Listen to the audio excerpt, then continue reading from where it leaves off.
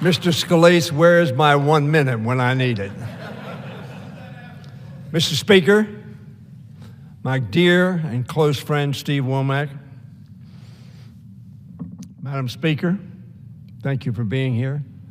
My colleagues, my dear friends, Mr. Scalise, the Majority Leader, and Mr. Emmer, the Majority Whip, thank you for being here. Mr. Speaker, I rise today with obviously mixed emotions and reluctant conviction. There's a true story I've told many times over the past 60 years.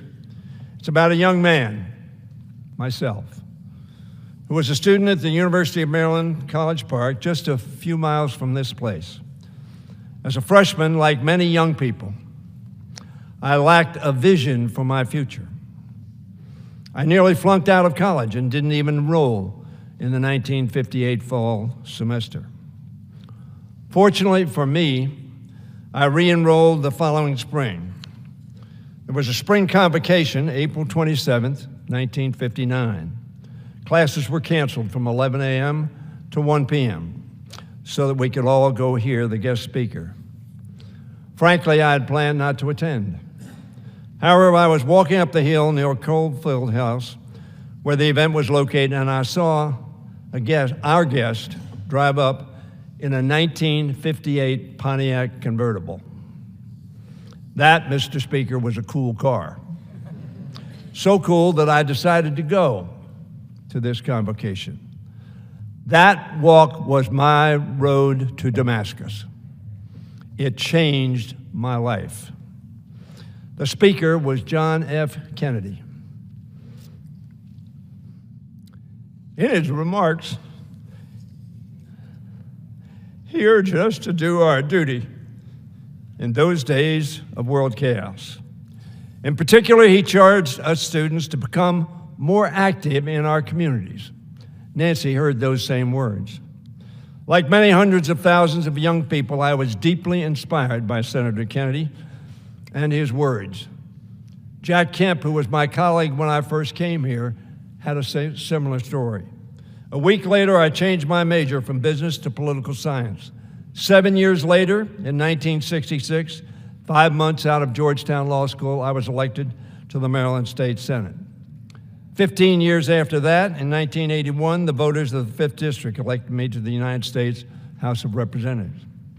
I stand here now after some 60 years in public service, including nearly 45 years as a member of this House.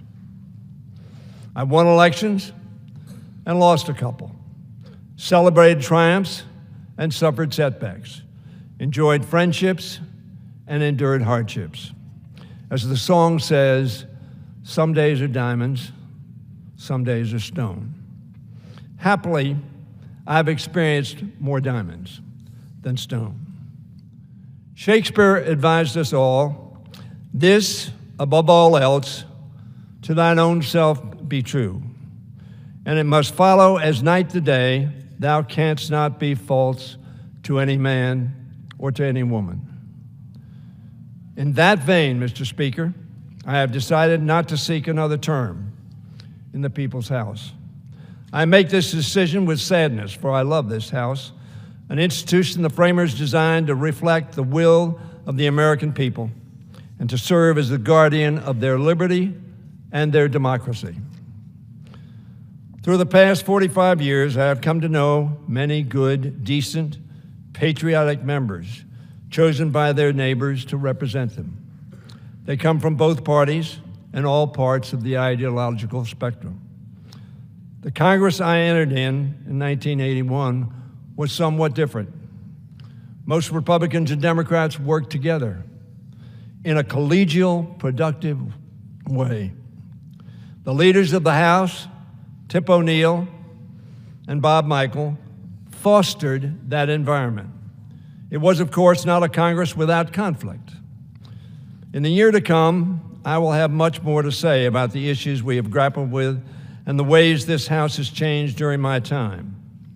At the outset, I said that I spoke with reluctant conviction. That reluctance is because I am deeply concerned that this House is not living up to the founders' goals. I urge my colleagues on both sides of the aisle to examine their conscience, renew their courage, and carry out the responsibilities that the first article of the Constitution demands. Only in that way can we ensure that our 250 years will be a preface to a stronger, brighter beacon in a free and principled democracy. A nation of laws, not of men. A nation respected around the world for its strength, certainly, but even more for the ideals it represents and the justice with which it acts. That effort must extend beyond this House. I fear that America is heading not toward greatness, but toward smallness, pettiness, divisiveness, lawlessness, and disdainfulness. We must respect and love one another. We must remember that we are not great or unique because we say we're great, but because we are just, generous, and fair. I hope that spirit can guide us the rest of this Congress, because I still have much I want to do in the coming year, not least of which is keeping the government open. To do that, we must send all our appropriations bills to the President in a bipartisan, timely fashion.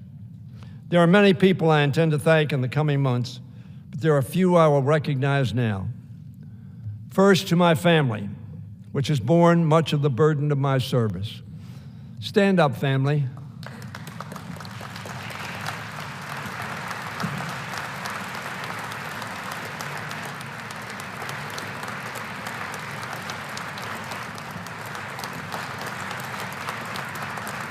Thank you so much. My late wife, Judy, who died too young and gave so much. My beloved daughters, Susan, Stephanie, and Ann, who paid a price for Dad's absences. To my grandchildren and great-grandchildren, for giving me great joy. My mother, who thankfully lived to see her son become the president of the Maryland State Senate. To my staff, for serving me and their nation with great loyalty and ability. To my colleagues, for trusting me with leadership. To the people of Prince George's County, particularly the African American community, without whom I would not have won my elections. To the people of the 5th District, who gave me a majority of their votes 23 times. And to my wife, Dr. Elaine Kmark, who has made my life whole and happy. Thank you, babe.